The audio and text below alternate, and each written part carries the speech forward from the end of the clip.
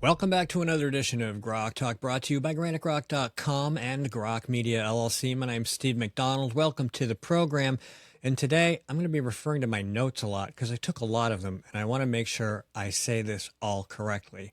So I've been writing a lot lately about, well, let's call it pushback on people who are whining about tariffs and complaining about the economy. And I don't blame them for that, but Republicans are whining. When they do it, they're carrying the Democrats' water, the issue of affordability.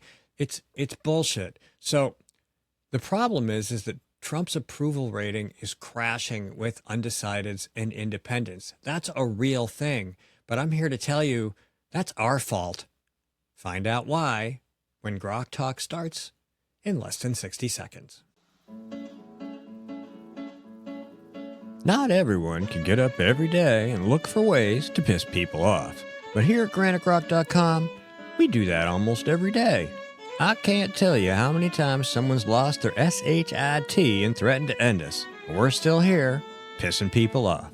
It's almost like we enjoy it. And we've been doing it since 2006. That's almost 2 decades of news, politics, and opinion, and now podcasts, and we're just getting started. We believe in principles before parties and politicians. We defend free markets and individual liberty, and if that makes you mad, it makes us smile. We're like Grandma after she stopped caring what other people thought. If that sounds refreshing, you need to check us out. This is Steve McDonald for Granite Rock, and we'll keep shining the light on them for you. So welcome back, and let's start from the beginning. Trump said that tariffs were going to cause a little pain, that we'd have some pinches, that we would have to tighten our belts a little bit while he did his job, which was to start rebuilding from the ground up the American economy in a way that would make it great again for decades to come. So we would revitalize our energy industry, manufacturing, and create a new renaissance in AI and nuclear energy. And the Democrats have been wrong about everything. We didn't have a recession after the tariffs started. We didn't have trade wars. We had a couple of pinches. We had a few bumps in the road, and that's beginning to kind of even out. But we gained an awful lot of things in just 10 months. Think about it. In the last 5 months, wages are outpacing inflation, and inflation is arguably under control. The tariffs didn't create trade wars. The government shutdown could result in some economic issues, but things are really on a kind of a strong footing. And while the fourth quarter might be a little rough, we'll see how the numbers come out at the end of the year. Next year is looking really, really good. Treasury Secretary Scott Bessent on November 23rd said the government shutdown that ended earlier this month will not create a recession risk for the broader U.S. economy, and that American families would see substantial refunds in the next year. Of course, they've been talking about tariff refunds because we've been making all this money, way more money than anybody in the economics business predicted. The economists got it wrong. The Democrats always get it wrong. There's a lot of money, and he wants to help take some of the pinch away, even though he warned us we'd have to have a little pinch at first. Back to Scott. I'm very, very optimistic on 2026.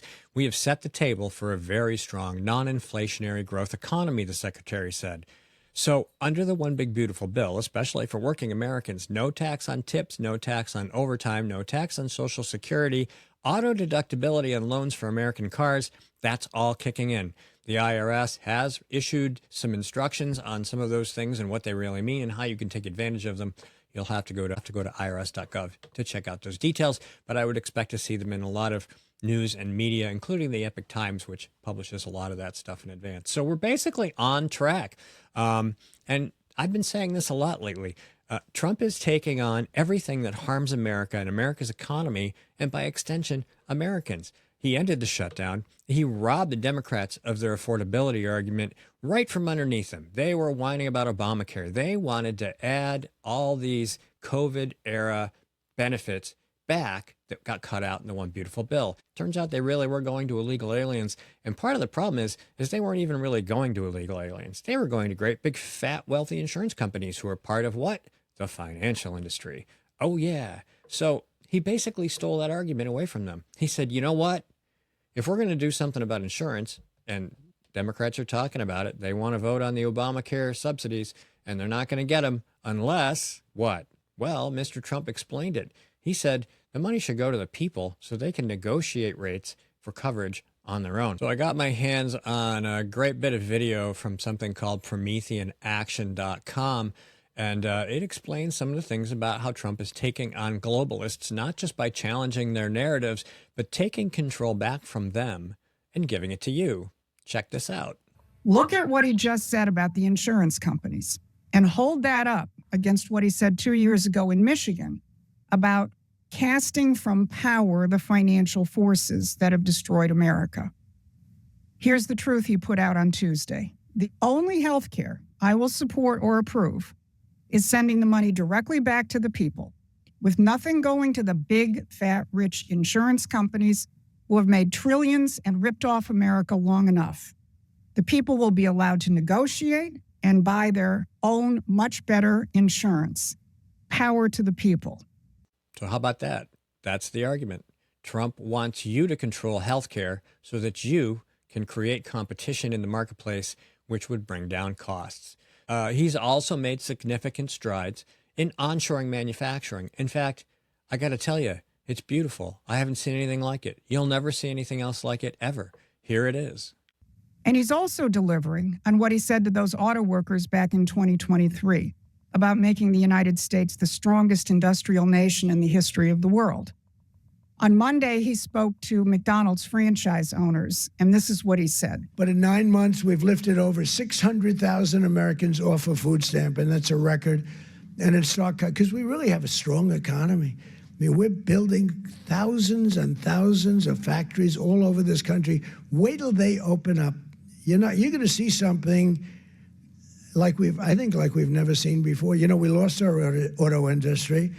54% of our auto industry left for other places over the years. And I think we're going to get it more than all back. They're coming in from Mexico, from Canada, from Germany. They're coming in from Japan. We made a deal with Japan, $650 billion. We never got anything. We made a deal with the European Union, $950 billion, and they have to buy our oil and gas and many other things.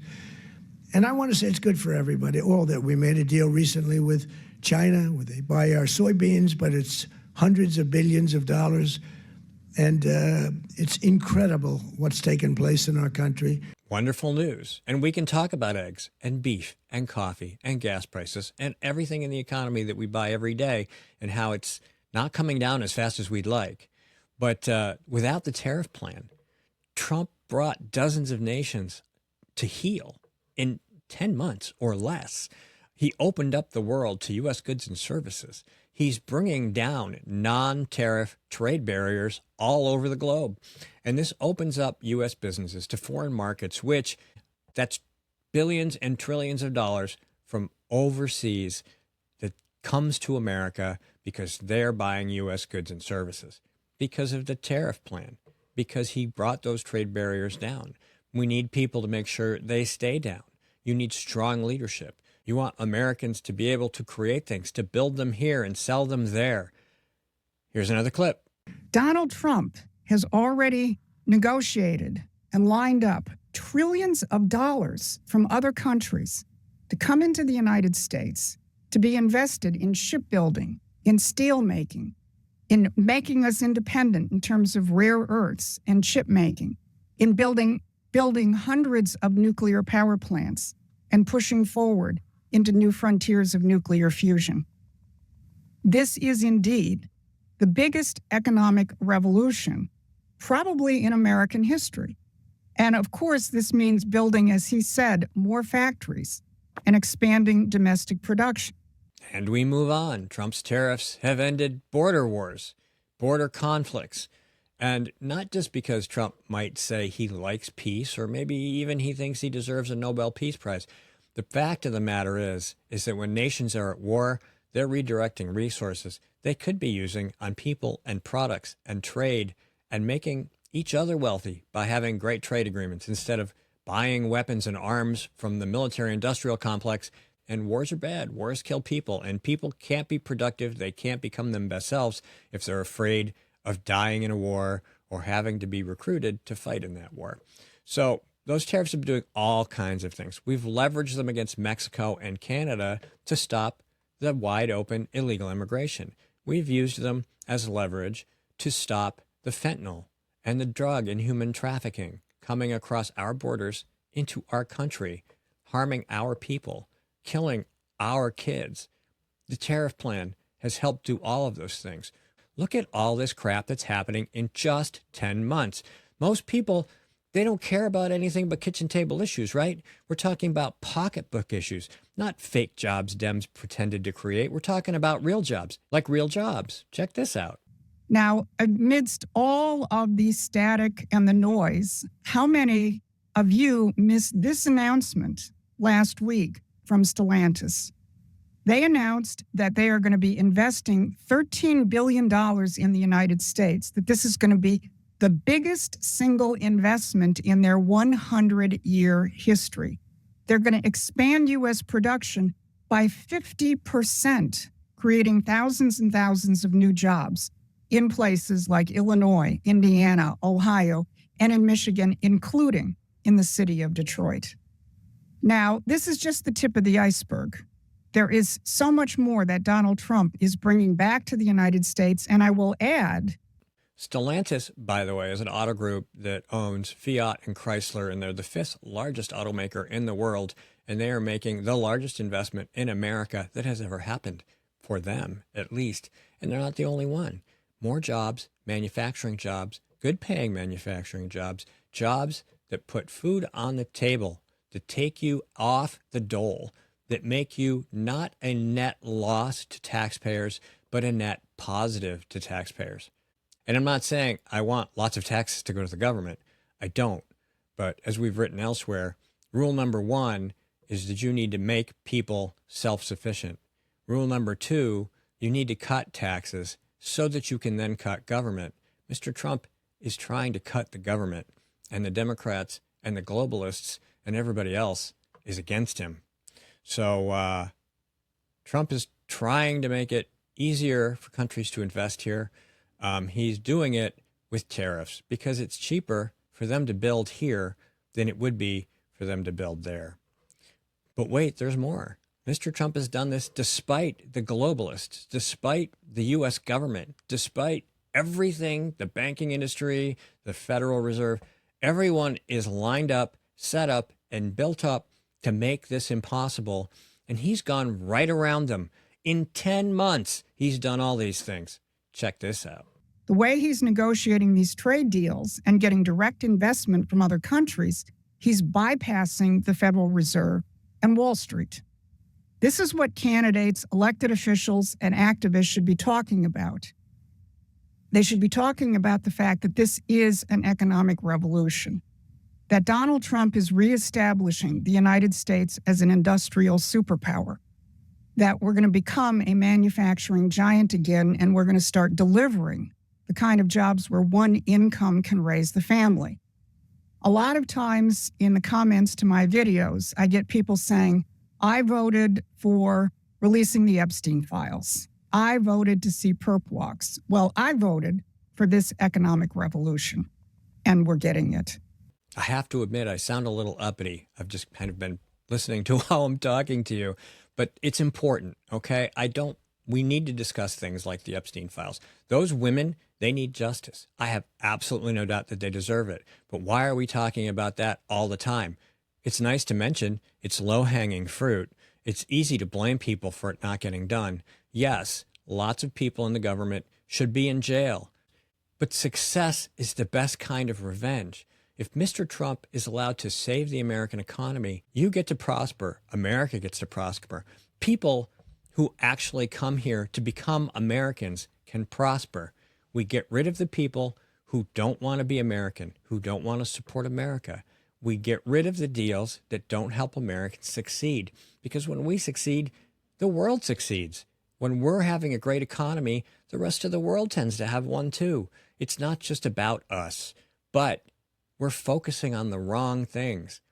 The economy is headed in the right direction. Lots of amazing things have happened in just 10 months, and we've got a lot more months to go. But if we don't step up and start sharing this great news, and I really do think in Q1 and Q2 next year, the economy is going to start to do really well. If it doesn't, we'll come back and take a look at it. Maybe it's going to take longer. The Reagan Revolution took almost his entire first term, and he was really fortunate to get reelected before it could take effect. This is even bigger than that. We're talking about a massive economic growth, like the speaker says in the video, an economic revolution like one we may have never, ever seen before. I'd like to be a part of that. I'd like you to be a part of it. You have to sell that message to your independent and undecided friends. You need to sell that message to those Democrats who voted for Donald Trump for this exact thing. The media is not going to tell you about it. There's an awful lot of Republicans, especially the rhinos and the establishments and the globalists, who aren't going to talk about how great it is and where we're going and how fast we're getting there. That's up to you and me. So I hope you'll join me. And we're not just going to kiss Trump's ass. He's going to do stuff wrong, and we need to talk about that. But what we need to do is win elections to ensure this continues. And to do that, we also need to talk about the positive things. We need to talk about the economy and the growth and everything that's happening that's going to cause significant benefit to a wide range of people, regardless of race, color, sex, age, gender, or whatever else you want to talk about. This is better than DEI. This is better than social justice. This is liberty and independence because people can get jobs that pay well, that allow them to do with their money what they like. And if we can manage to keep the government from getting bigger and get it a little bit smaller and a little bit smaller and a little bit smaller, everybody wins. Thanks for tuning in. Don't forget, morning update every day, Monday through Friday. Subscribe to my Substack, The Real NH Steve on Substack, and get those daily updates before you even get them on GrokTALK.com, and lots of other good content that you won't see anywhere else. So thanks for joining me again. Have a great week, and we'll talk to you next Monday.